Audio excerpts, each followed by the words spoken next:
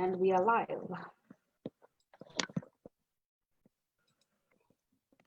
Great, thank you. Good evening, and thank you so much for joining us this evening, this Wednesday night in Johannesburg. It is about 6 p.m. I am so excited to be a part of this conversation. My name is Tshegofatso Tshangela, and with me, I have Mimi Kalinda and Tubalemye Mutwale. And we are literally going to be a part of a conversation, hosted by Africa Matters, and we'll be a part of the conversation that looks at embracing multiculturalism in the workspace. I'm very excited to be actually a part of this conversation because more than anything, I believe that ACG, Africa Communications Media Group, is the epitome of embracing multiculturalism. And what better way to even have this conversation than having the group CEO and co-founder of ACG, as well as, someone that works with special projects. So welcome to Mimi and Tuba. Yay, I am so excited to be having this chat with you guys. Thank you. Thank you. Great. So, when I actually looked at this topic, I was literally looking at, the actual, I always start by researching a topic by actually getting the definition of words, because once you actually are able to break it down, then you are able to, really unpack the conversation around it. And so I then pulled out my dictionary and I went and searched multiculturalism. And the two key, definitions that stood out for me was the presence of, or the support for the presence of, several distinct cultures or ethnic groups in a society. But the one that really caught my attention was this very simple phrase: a variety of different cultures that coexist. And Mimi, starting with you, I mean, I really want to start this conversation with you regarding, multiculturalism and ACG. I mean, I've heard you use the phrase that you are a Pan-Africanist. And really, I want to just, let's start with you. Let's unpack this. What does multiculturalism mean to you? Multiculturalism to me is very tied to the definition that you just shared, which is essentially a number of different cultures coexisting. And I guess what I will add to that is coexisting in a way that is that gels, that works for the collective, essentially. And as you've said, I mean, at ACG, we are, first of all, we're a Pan-African company. It's the very DNA of what we do on a day-to-day basis as a business.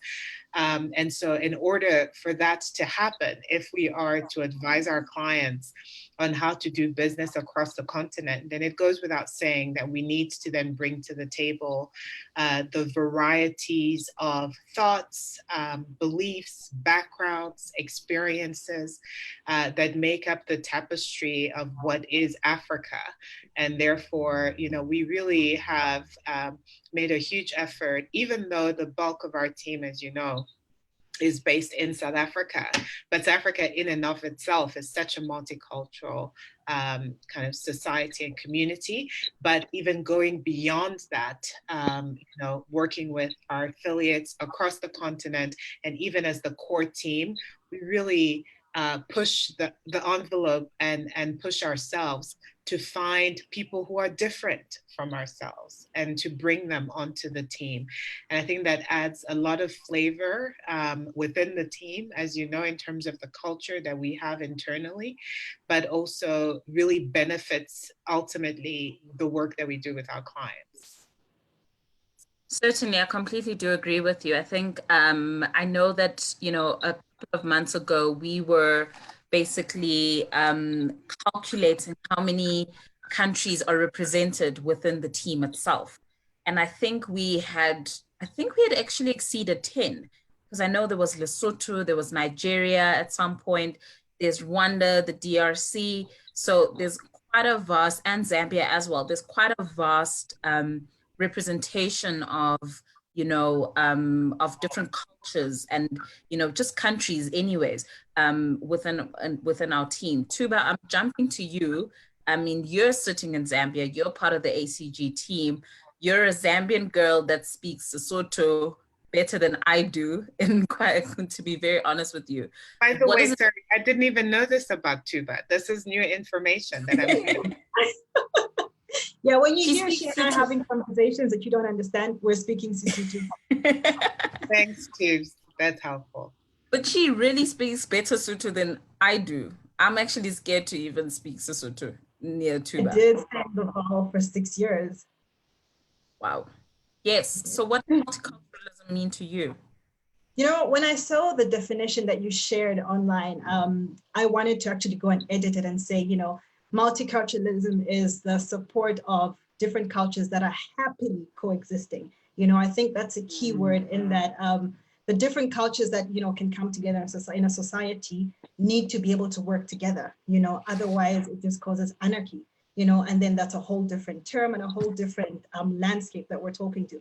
If we're talking multiculturalism in its, best form, we all have to coexist happily, and learn from each other, different food, the way we dress, the way we speak, and ultimately the way we think, it just becomes, a people that are open-minded because of the different cultures that they interact with. Certainly, certainly.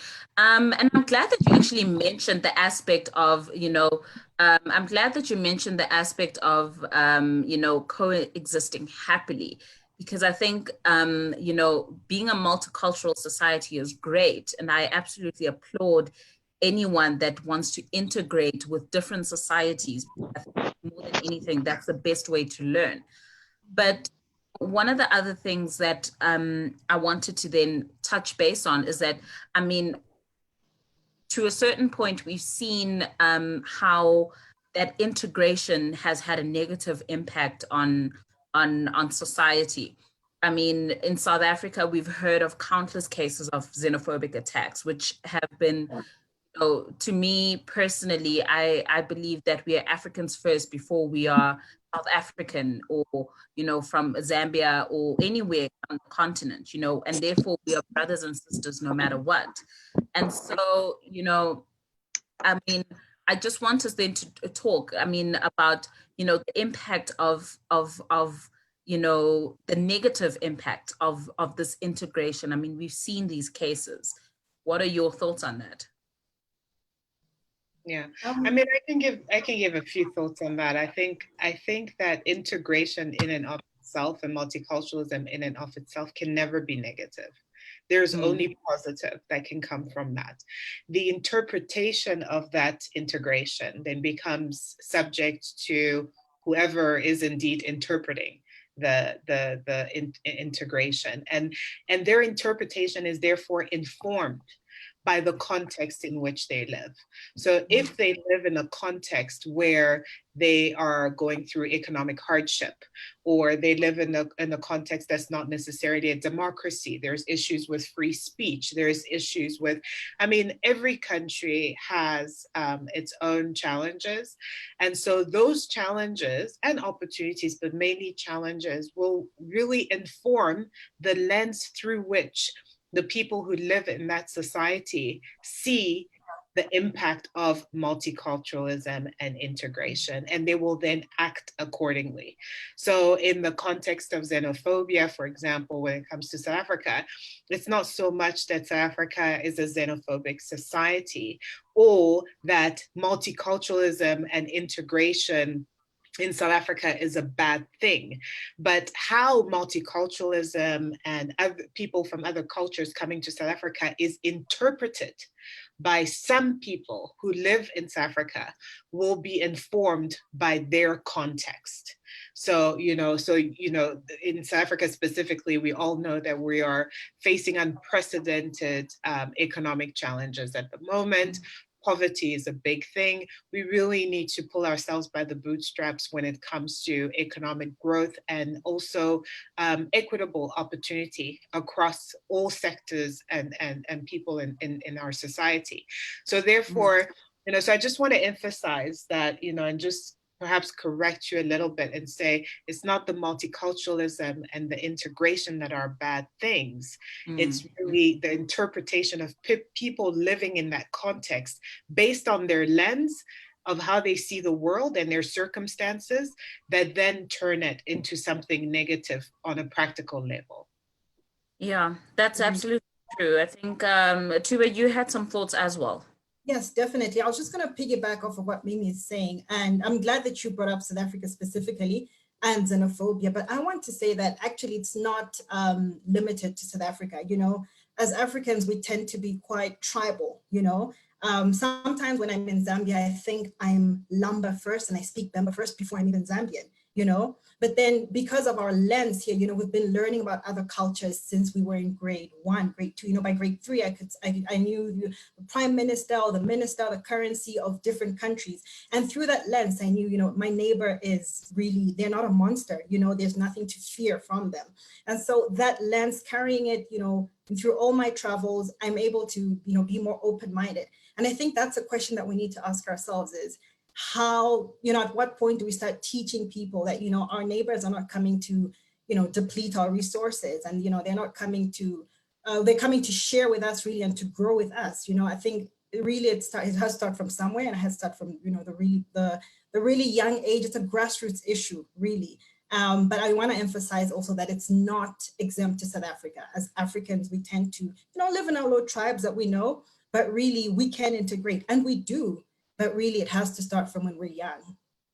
Yeah, and I think I'll just double piggyback on what Tuba said and say and add that it's not even an African thing; it's a human thing. The tendency to point out the other is a human trait.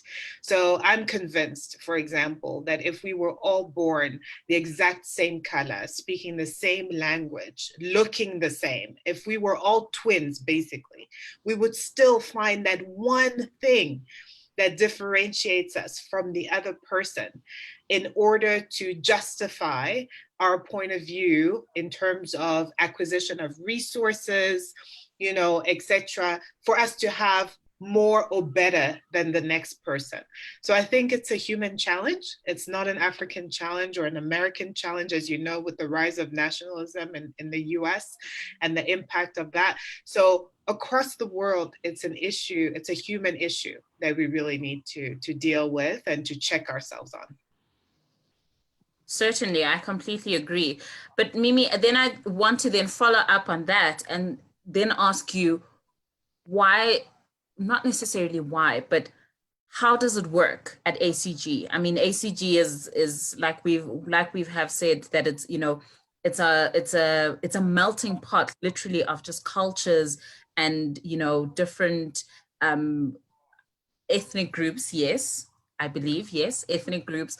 And therefore, how does it work? Because at ACG, it's working great. It's a phenomenal team and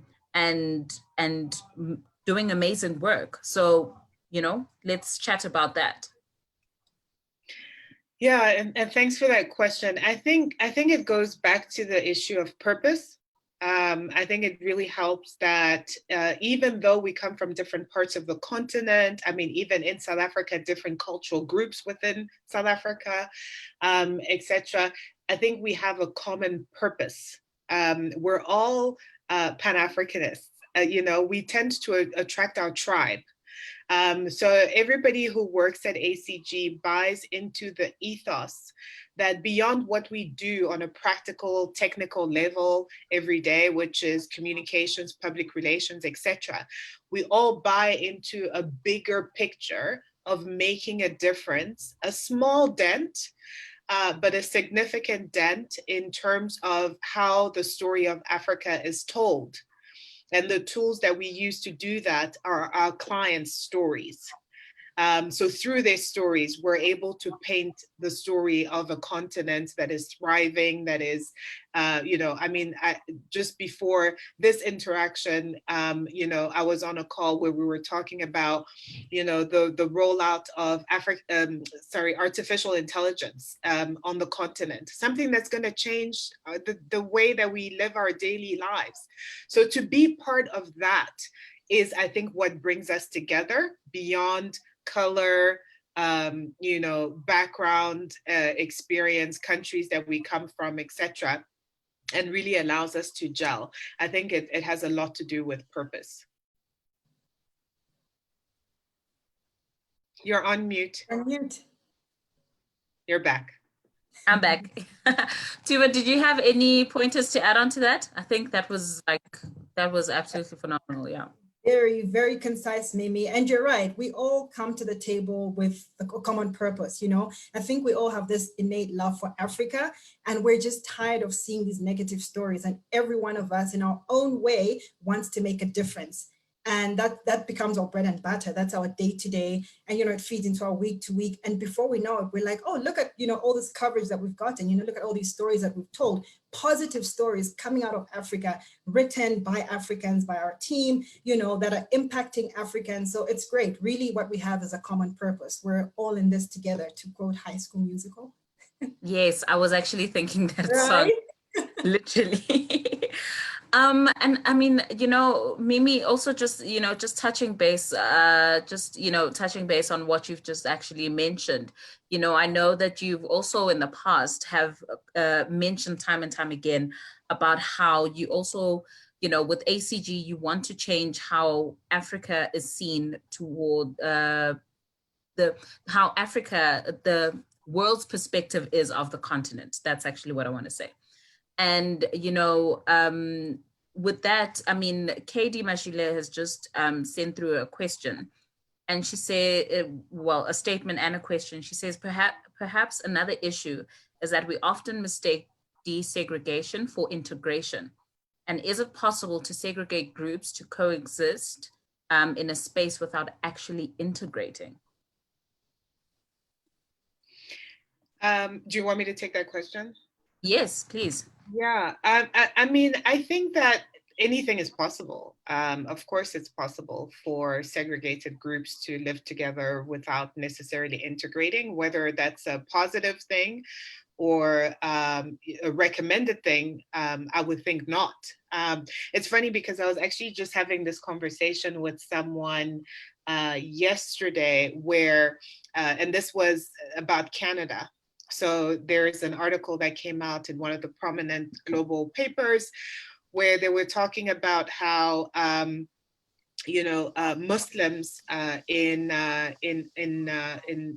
Montreal, in Canada, put together a petition, or a group of Muslims in Montreal had put together a petition saying that pork should be banned from all canteens in all schools in Montreal.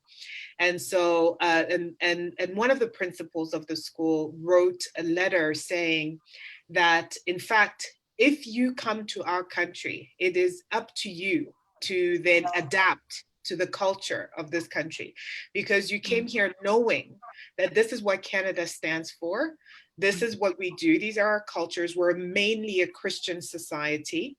And therefore, the fact that we eat pork is just the fact that we eat pork. Otherwise, you could have gone to a multitude of other countries in the world where pork would not be an issue and where they would be able to cater to your specific cultural dynamics and tastes. And I found that to be quite interesting as a debate question. And I think that it relates to what KD was asking, to say, when you go into a society and you choose to remain segregated, what are the impacts of those kinds of things, in terms of, and generational impacts as well? Because you have people, for example, who go to an Anglophone country or a Francophone country, and they come there as, if you're a Francophone, for example, going to an Anglophone country. I know people in South Africa who never bothered to learn English, never mind any of the local languages. So what are the actual disadvantages to that in terms of generations of that family living here, being able to integrate into the workforce, being able to make friends and live a normal life like people in the country? So I think it's an interesting question. It's definitely not an easy one to answer, but I think if I had to answer it in a very kind of concise way, I would say, yes, it's possible to remain segregated. Is it advantageous or recommended? No, not in my view. Okay. I would say it's akin to, basically moving your house as you are and just, planting it in another place. If you're not going to learn anything, if you're not going to integrate with anybody, then really, what have you done? I feel like work equals zero, in that regard, because there's no mindset change there. There's really, all you've done is move to a new location, but to what end? Really, there's nothing that, I don't think that it's ideal. Actually, I could put my money on that and say, I don't think that, it's something that that should be encouraged. If you're going to move, I think one should have an open mind, to learn a custom, a language, whatever, to help you live a normal life with the people that you've chosen to live amongst. That's a sign of respect, really, even, Tuba, just also touch base more on your experience. I mean, you've lived in South Africa, you've also lived in the Virgin Islands. You are a Zambian girl, like I mentioned earlier, you're a Zambian girl that speaks better Sotho than me, and I'm a Sotho girl. Talk to me about your experience. Yes, I left Zambia and came to South Africa at the tender age of 16. So those were my very formative years. Yeah, I came to university there in the Vaal, and I lived among Sotho people. All of my friends, my first friend was a girl from Lesotho called Tubalemye Mutwale, and she spoke Sotho. That was her first language. And we just clicked. We gelled on the first day we met, but, we had a sort of a language barrier. And then we got put into groups, groups of 10, and those were like our assignment groups for the rest of the year. Everybody spoke the same language except me. So I thought, adapt or die. And when I say I learned Sotho, I picked Sotho up off the streets. I literally did that. Like, they would just speak and I would pick up words and, I'd ask, where I'm lost. But really, that's how I learned, just by being thrown into the deep end. I think it's been great. I think it's really helped me. Sometimes I look at my life in SA and I think it would have been that much more difficult if I didn't have the language, if I couldn't speak the language, taking public transport as a student, with my entry-level jobs. I felt like I integrated better, I fit in better because I could speak the language, fine. The accent wasn't, all that good, but it really helped me, really. And I formed some really good friendships. Some of my strongest friendships were formed in South Africa, obviously, because I've been there for 10 years. I say that I grew up in South Africa, I got my first job there. I actually learned how to cook there. I made dombolo the other day. I know. Since I've been home in Zambia since July, I take my parents on a culinary trip around the world every Friday. So we've made dombolo, we've made beetroot salad, we've had fried plantain, we've had jollof. And these are things I've picked up just by being in one country, but then, have East African dishes, have West African dishes. And that goes to, takes me back to the question of, desegregation in, different societies. Like if I had lived just in my little bubble of international students or just Zambians, I don't think that I would have had such a rich life as I do now, When I visited the Virgin Islands for 3-4 months earlier this year, again, I picked up some customs, I got some of their fabrics, some books, really. I just like to immerse myself in whatever culture that I'm in, because I think it just makes for a better experience of wherever I am. So, overall, I think I've really enjoyed my stay in South Africa. I enjoy my stay in South Africa. I am coming back. Right. Yeah, I mean, and I'm glad that you actually mentioned the, immersing yourself in the culture. What I then wanted to actually pose a question to both of you is, do you believe that, immersing yourself in the culture eliminates the stereotypical idea of these cultures? because, you know, I can, and I will certainly attest to this and admit this, that, you know, before, if you had asked me like, you know, 10 years ago, you know, what is the African continent like? I would have probably said, I'm sure it's just very dusty, you know, and that is a fault on my part. And, you know, having been to Rwanda, having been to Egypt, I've seen the different, you know, the different kinds of, how should I say this? The different kinds of, you know, societies that are within the continent, you know? I mean, I remember I was in Rwanda and I was so happy that, you know, and I hate to admit this, they have faster internet than I do in my house, you know? And, you know, in Egypt, on the other hand, you know, it was quite the experience for me, because I remember we did a trip to the pyramids, and, you know, it really was dusty, you know, and I remember even seeing, you know, buildings, for example, that weren't necessarily completed. And when I had asked like our tour guide, what exactly, you know, why are most of these buildings not completed? They actually indicated that, you know, part of what they're trying to do is avoid taxes. You know, that was a story that I got. And, you know, for me, it was quite the eye opener to actually see, you know, the different societies on, in my opinion, on two different scales.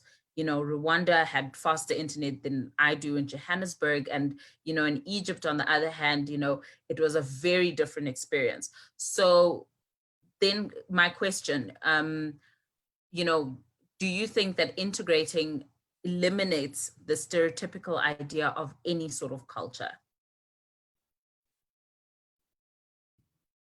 Yeah, I mean, I think definitely. I mean, what is a stereotype ultimately? A stereotype is a false idea that we come up with in our very own minds based on assumptions. Stereotypes are assumptions, essentially. Yeah.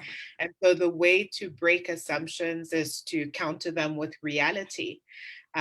So, you know, the assumptions that societies make about, you know, Rwandans or South Africans or Nigerians, I mean, you know, let's not even start with Nigerians and the type of, you know, stereotypical, almost like caricature type of narrative that surrounds, you know, our brothers and sisters from Nigeria, but also around the world. People have stereotypical thoughts about what Americans are like, you know, and other people around the world. So I think immersing yourself in a culture definitely helps to counter those stereotypes as you discover for yourself what's true and what's not. So I think that really goes without saying. Tuba, do you agree? By the way, can I just also say that I found out how old Tuba is, so I'm very excited. Right? I thought she was like... She's been trying to hide that from me for a long time. Now I know. Now I know. Thought you were like 21. I know. We're having a conversation. You guys are decrypting my age. I was listening very closely. I'm like, okay. I was doing the math on my fingers. I was just like, 10 years ago, you were 16. I turned 17 5 days after I came to SA. So, oh, okay. I'll put you out of your misery. I'm 27. Okay. Yes, definitely. I think just replacing stereotypes with reality, lived reality, is important. You know, you'd have to live amongst Nigerians or Congolese people to see, you know, that a lot of the time the stories that we hear are just false, you know, and they may have, you know, come from good places, you know, and, you know, the older people are trying to protect you from what you don't know, but it was all fear-based, you know, and there is absolutely no room for that kind of living today with all the information that we have. We're in an information age, you know, if, you know, short of living among people, a quick Google search, you know, some videos on YouTube will really open your mind to how different and how good life is almost everywhere, really. Certainly. Once again, you are joining us in conversation with the team from Africa Communications Media Group. My name is Tshego Tshangela. We're joined by Mimi Kalinda, who's the group she is the group CEO and co-founder. I always get your title mixed up. It's so big and so out there. We're joined by Mimi Kalinda, who's the Group CEO and co-founder of Africa Communications Media Group, as well as Tubalemye Mutwale, who is the Special Projects Coordinator. She works on very, very special projects. And the topic for this evening, I'm still in the afternoon, can you believe this? The topic for this evening is embracing multiculturalism in the workspace. Feel free to send your questions through. Feel free to, share your thoughts, be a part of the conversation. We do want to hear your thoughts and hear your experiences and your perspective. And yeah, please continue to send through your questions. So, we've just talked about, stereotypes being assumptions and that sort of thing. Now, just tying it back into, the workspace, and considering, obviously, I, in my honest opinion, consider ACG as the model example of multiculturalism and embracing it. But looking at other organizations that are reluctant to actually embrace multiculturalism, what are your thoughts on that? I guess for me, the question is why? Why would you be resistant to embracing multiculturalism? I mean, I think, look, and no judgment given here, because I think every organization, first of all, going back to the whole question of purpose, every organization is born to achieve its own purpose. And so if your purpose is not, if multiculturalism either detracts from your purpose or doesn't drive your purpose, perfectly okay. But I think in terms of the work environment, the richness, I mean, nobody's born knowing everything or, having been exposed to everything. So I think that, it's not just the multiculturalism, but, when you look at our team, for example, it's also diversity. It's diversity in general. So diversity from a gender perspective, and to be fair, up until a couple of months ago, I think we had the opposite problem as far as gender was concerned. We needed some males to join us. So if there are any good male comms people out there looking for a home, please send us your work and CVs, because we have a lot of ladies in the office. But not a bad thing, but I think diversity in terms of gender, diversity in terms of age. We've worked, across the years with, professionals who were much older than the younger person on the team. So there's also so much knowledge sharing and so much experience sharing in that context. But as far as culture is concerned, I think that it adds to a richness of things. When I speak to, Patience, for example, who's from Zimbabwe, and her point of view on things is completely different to, say, Tuba or yourself, Tshego, or anybody, or Tarina on the team, who has a different perspective, a South African perspective, which is also different within the team, because she also comes from a different culture, but within South Africa. So it's just, I feel like it's really a melting pot of knowledge, and it's rich and it's beautiful. It's like a good stew, like it's like comfort food, like how that comfort food stew where you put in different things, you throw in your carrots, you throw in your onions, you throw in your whatever, and your oxtail, and it just tastes yummy. It's like that in my eyes. I love that analogy. Certainly. We are definitely a comfort stew at ACG. Mm-hmm. Yes, definitely. Great. And guess what? One of our males at the office, my dear friend Neo, has sent through something. He says here, in a world where the workplace is filled with people that are influenced by various backgrounds and cultures, would you say there's a relationship between the workforce diversity and innovation? That's a very good question, actually. It is a great question. I'd say, what is innovation? Doing things differently, doing something new that hasn't been done before. by virtue of having all these different people and different mindsets from different backgrounds in one place, there's bound to be new ideas. There's bound to be innovative ways of doing different things. So to put it shortly, yes, I think there's a correlation, between diversity and innovation in the workforce.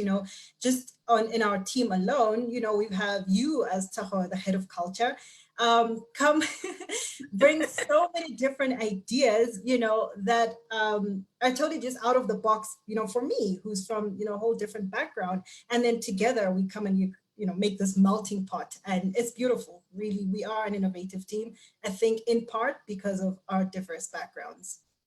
Yeah, and I think just to add to that, from an innovation point of view, just from a business perspective, and I think, you guys will attest to that as well. Over the last couple of months, we've had a number of people join the team and others who are in the process of joining the team, such as our head of digital, for example, Ahmwa Mukenges. And he comes from a different background, but, the thoughts that he comes with are also different, but we mustn't forget that they've been informed by where he's been. He comes from the DRC, but has lived in South Africa for a very long time.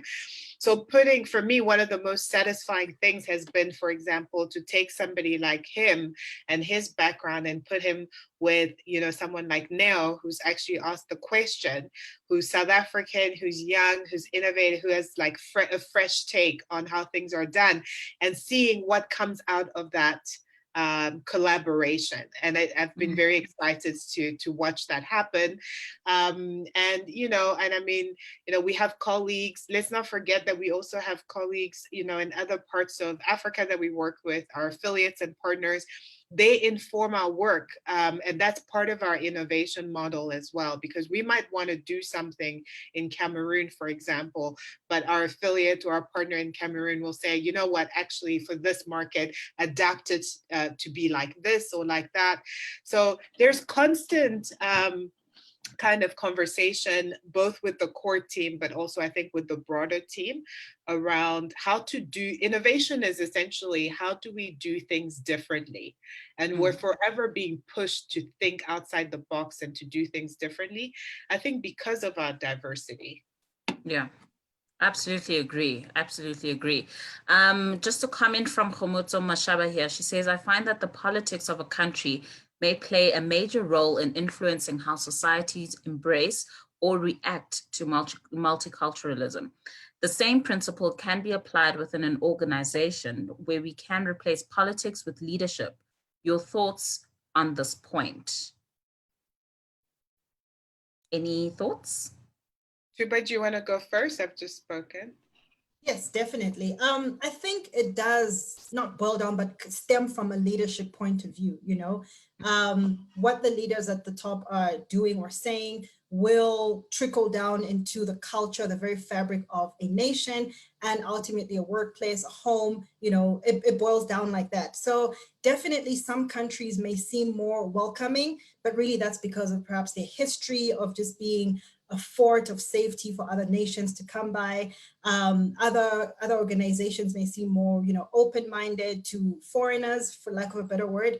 But again, it might be because of the experiences of the leadership. The leadership themselves might not be from the same certain place, or they might have experiences that make them more open-minded to other people. So definitely agree that it's a leadership thing, and in an ideal world, it trickles down well into a positive way.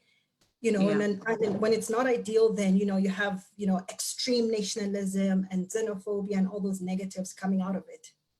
Yeah, I mean, you've actually just touched on a very important point, and in my just what just came to me now was, the thought on messaging. Messaging is absolutely important. What you say can be interpreted in a completely different way if you're not careful and not sure as to how you're saying it and what you're actually saying. So I do definitely completely agree with you there. Autumn has also joined us, and she says here, good to see everyone's faces. The diversity brings so much perspective to campaigns, which I think is very true for what ACG stands for and the purpose of ACG's core and you know, and what we actually believe in as an agency, and you know, as how we then, you know, work on a day-to-day basis. Aluwani, and yes, Aluwani has then now posed a question. She says, what are some of the tips and tools for startup organizations and company founders who are trying to form diverse teams? Tuba, I want to actually start with you on this before we go to Mimi, because you know, where are the hands on the ground, if that makes sense. And, you know, essentially I want you to then advise going up. What are your thoughts? So I think that to play the devil's advocate a little bit here, I don't think that founders should go in saying we want to build a diverse team, especially when it comes to, you know, backgrounds, ethnic backgrounds.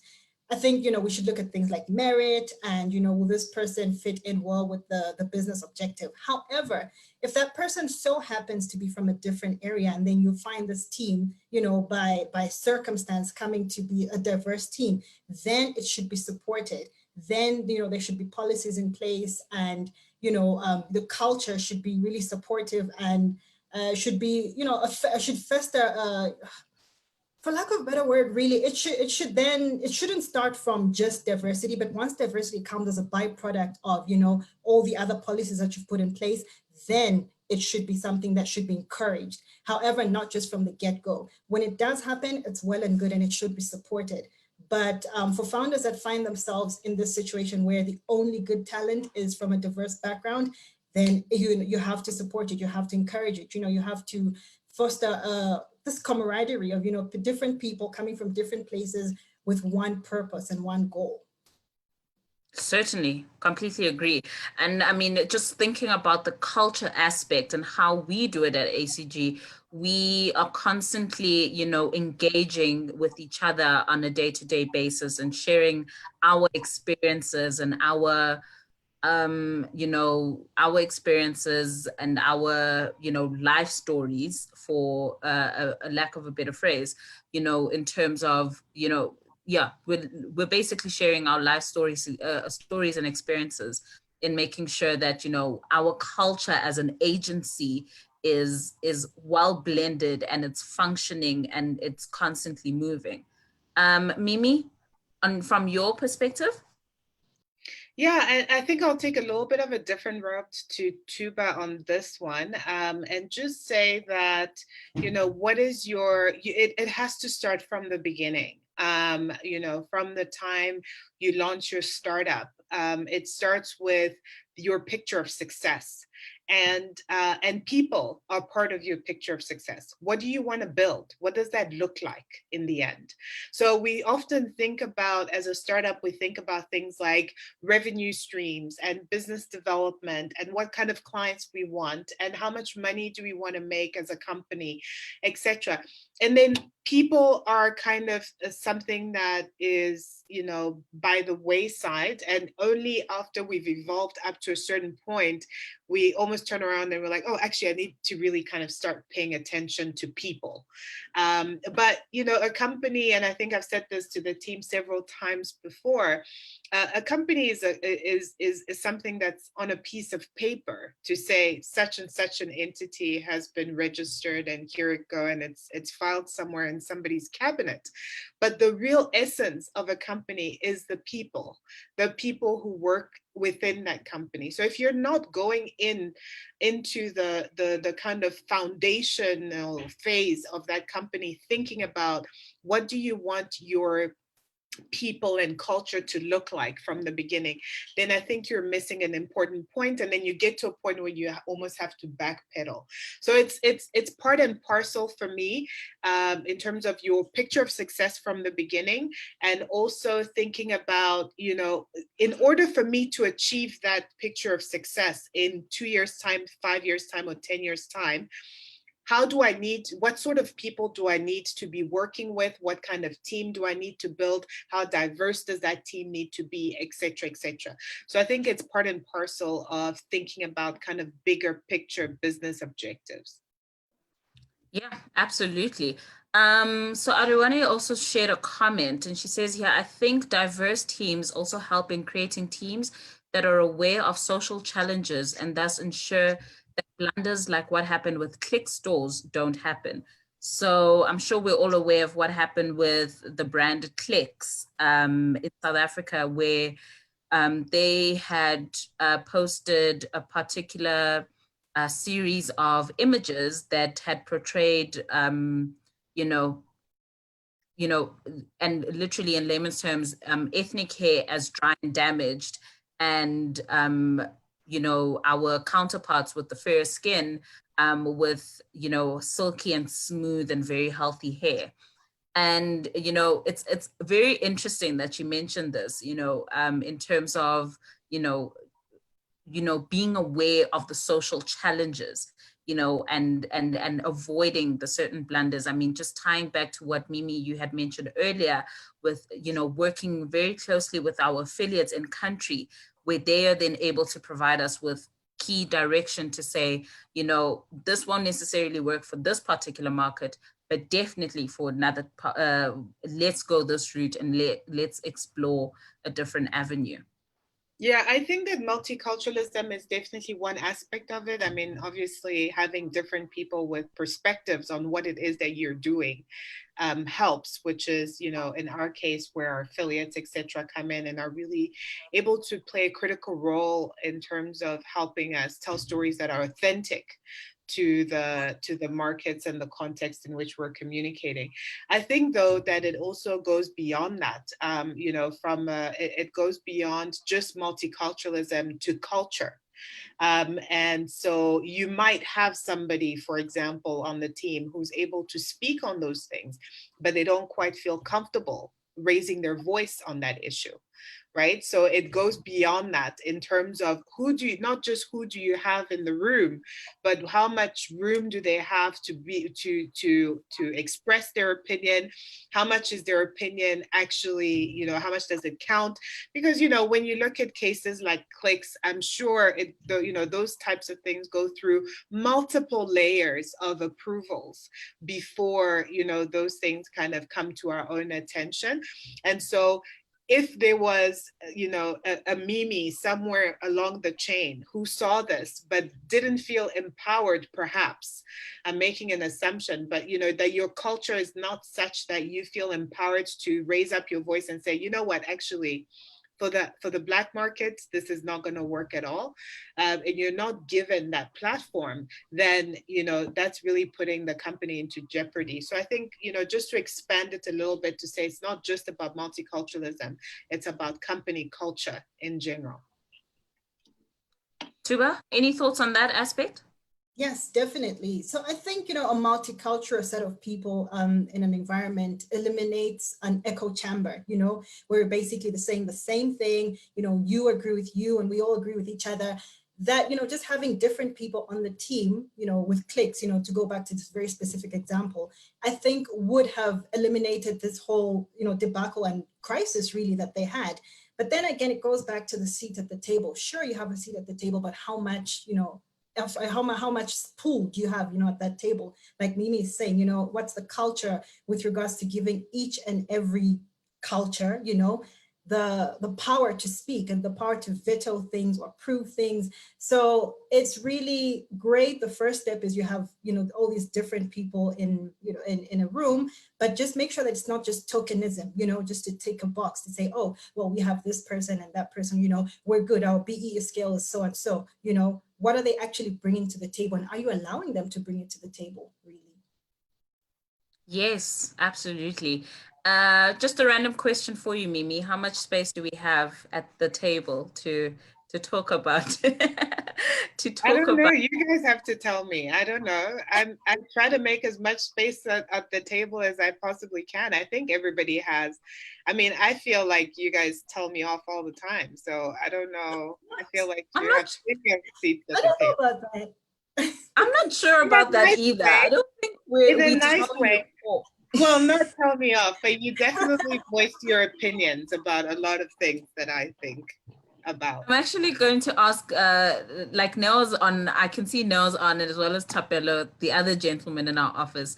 I really think you guys comment and just let us know if we do have the space to just, what is our culture at ACG? Do we have the space to just speak freely,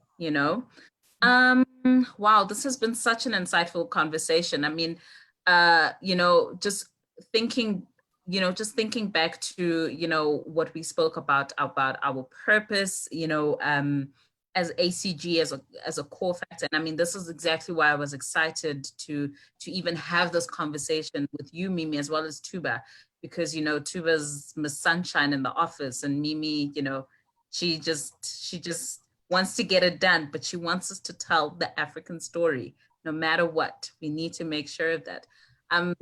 So, I mean, again, guys, feel free to send through your questions, and let's, and your comments, really. And really, let's just share that with us, and let's see, get some more insights. But, Tuba, any last comments in terms of our topic for this evening? Yes, definitely. Thanks so much for moderating this very well, Tshego. Thank you. I really enjoyed this conversation, and to you, Africa Matters, for putting out this very timely conversation. I'm busy on, I'm very active on two types of Twitter. Z Twitter, which is a Zambian Twitter, and South African Twitter, which is commonly known as Black Twitter. And I've noted with concern in the past few weeks, there's been a lot of put South Africa first hashtags, which is great, when you look at it at surface level. But then when you go into each of those tweets, sometimes it's very vile things coming out, and it's all very negative, and it just focuses on the very bad part of the other, and this conversation has been going on and back and forth, especially during COVID. We all have this scarce mentality. Resources are not there. We all don't know what's going to happen tomorrow. And I think now is the time to emphasize that we are all in this together. We have the same struggles. We have, the same joys and opportunities. They may be framed differently, but at the core of who we are, really, it doesn't matter where you're from, what your background is. Really, a human experience is a human experience. So I'm so glad that we had this conversation, and I hope that it goes beyond the borders of just Johannesburg and South Africa and Africa, really, because like I'm saying, it's a human experience. So thank you very much. Certainly. Mimi, I wanted to pose a specific question to you particularly, and in closing off as well. In light of the world pandemic that literally just had the world shutting its doors, closing shop, everybody go to your own corner and, stay safe more than anything. How do you think, and in your capacity, how do you think then we can then continue to embrace, multiculturalism within the workspace, virtually?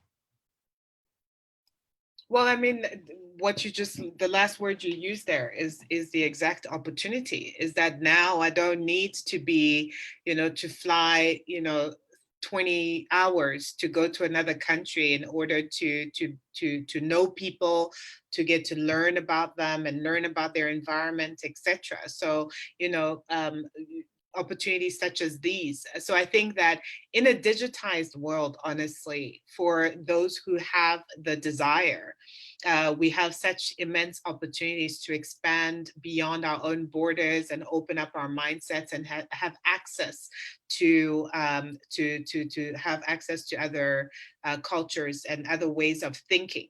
But it goes back to openness. And I think that one of the things that I'll just piggyback off of something that Tuba has started this conversation around is that it really starts at the dinner table. Both, bringing people together and dividing them starts by the sort of conversations that we have at home. You know, and I can't emphasize enough the importance of openness, open-mindedness, just with our own children.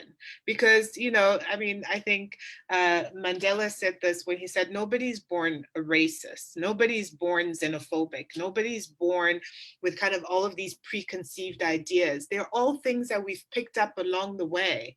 And so it's very important what it is that we expose our children to in terms of how they think about other people, and not starting to plant those seeds, which, you know, once planted are very, very difficult to then get rid of, you know. And then I think the power of not making assumptions, I think, is really, really key. I think that we're living in a world where there's so much going on, and in a time when people feel unsafe, whether it's physically unsafe or financially unsafe, etc., the almost default and go-to, unfortunately, you know how they say the opposite of love is fear. So, you know, you're either living from a place of love or you're living in a place of fear. And fear is triggered by a number of different things. So when you start living in that place of fear, we're fearing for our health right now. We're fearing for our family's health, our country's economies. We're fearing, there's so much fear happening that we really, really have to find it within ourselves, to find that space within us that still speaks of love, so that we're able to go there and avoid all the consequences of fear, which are xenophobia, racism, nationalism, all of these things, negative things that are associated with fear. So finding that space of love, I think, within ourselves, within our communities, and demanding it of our leadership as well. Really love the question from Aluwani around leadership. I think leadership plays a really key role. So if we have leaders of our countries, of our companies that are constantly themselves living from a place of fear, then very easy for that to trickle down to the rest of society. And then you have South Africa first and some of these other hashtags that don't necessarily always lead to positive consequences for everybody involved. You're on mute, my dear. Oh, sorry, I'm on mute. That was a very insightful conversation. Thank you so much. And, you know, just some words from Thapelo. He says that, I'm glad that we are having these types of conversations. This alone changes the dynamics of the African narrative by providing a space for every African child to express themselves and building a better Africa. And what a way to just, you know, conclude this conversation. Thank you so much for joining us. I'm so happy to have had hosted this, you know, this webinar, you know, around this topic. And thank you once again to Africa Matters for allowing us to be a part of this conversation and giving our experience and our perspective. And I wish everybody a good evening. Sure, thank you so much. You've done a great job, Tshego. Yet another talent I'm discovering about you. Thank you. Thanks, everybody. Thank you so much. Thanks, everyone. Okay.